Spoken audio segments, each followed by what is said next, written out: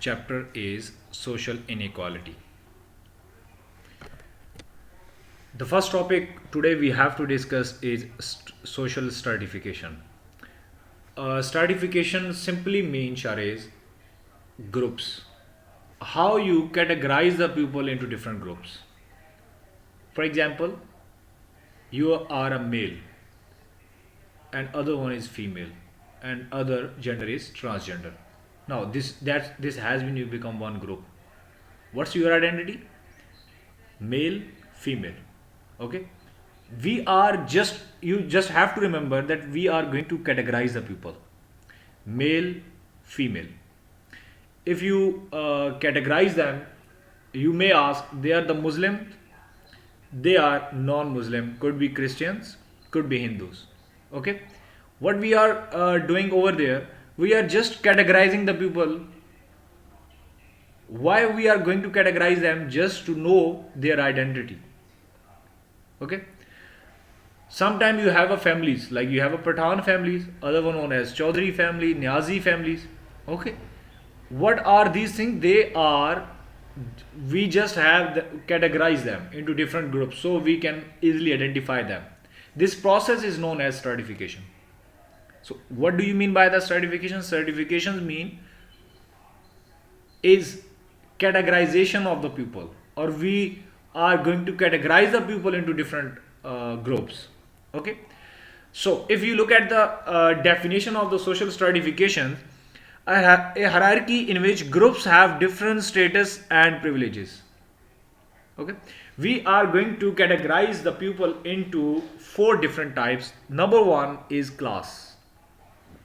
Class mean we are going to categorize the people on the basis of their financial health, on the basis of their economic health. For example, you can say that we are categorizing the people into three different layers.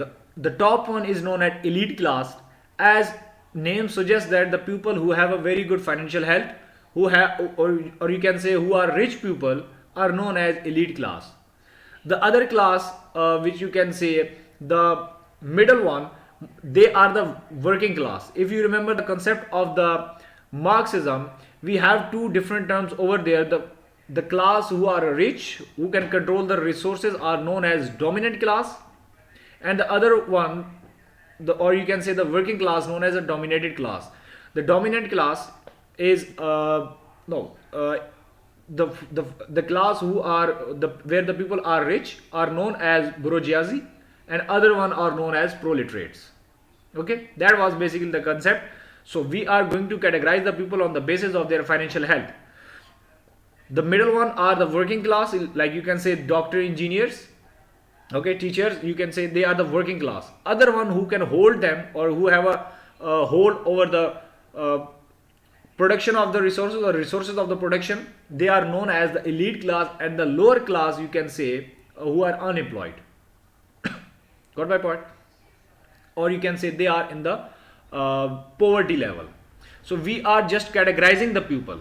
Okay, so you can get easily idea, so you can get easily understanding that the person, or you, how this person can associate himself with a particular kind of a groups. Okay, we are just categorizing the people. We are not going to say that this is right or wrong.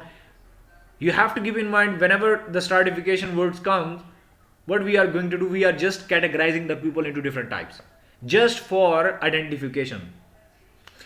The other term is age. You are adult, you are elder, you are older, you are a young one. This is nothing but just a categorization. Okay, you don't know that what like if we talk about sometimes you have listened so many times that if you have a height of 6, we normally say that this person is a taller one.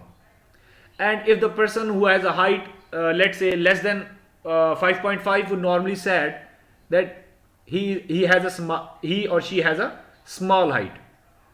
The height don't have any kind of a standard. This is something that just we are going to identify the people, that this person is a taller and this person is a smaller. Okay, there is no standard form, no standard figure, so we can get a result that this person, if he has this much height, he would be considered as a taller one, and the other one is known as smaller one. Okay, the same in the age. You can't even say that at the age of 18 the person would be adult. Normally people who are at the age of 25, you can't consider them adults one. Okay, but we are not going to we are not going into details, but we are just categorizing the pupil, that pupil who has an age lesser than 18 are considered as a child. The people who has an age you can say comparatively more than 18 to let's say 35, consider it as a young man. The other one becomes mature and then becomes older one. Okay, again we are just categorizing the pupil into different ages. The other one, the gender one. Okay, we categorize the pupil into different genders, let's say male, female, and then other gender you can include like a transgender, etc. Then we categorizing the pupil on the basis of ethnicity or the race. Okay, normally we divide the pupil into two different you can say we are going to categorize the pupil on the basis of their skin color. Normally these people are known as the white one and these people are black one. Okay, what we are going to do, or what we are going over here, we are just categorizing the people into different groups.